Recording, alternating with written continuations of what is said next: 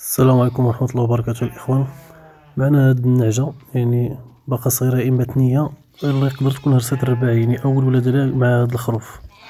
هاد الخروف اللي فيها نص كحل نص بيض راه ولدها، اللي بغاها مرحبا. يعني متبعة خروف كانت والدة توام، كانت والدة جوج خرفان، وهاد الخروف راه مات.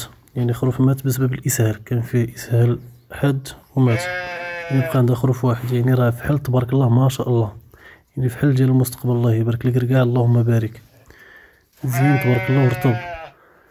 اللي بغاهم مرحبا، اللي بغا الحولي بوحدو مرحبا، يعني الحولي الصغير بوحدو مرحبا، اللي بغا النعجة بوحدها مرحبا، اللي بغاهم بجوج مرحبا.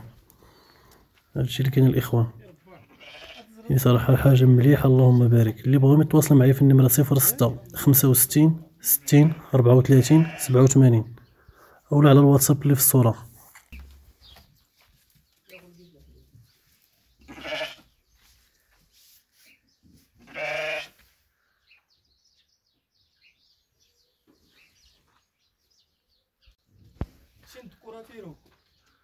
الله يبارك.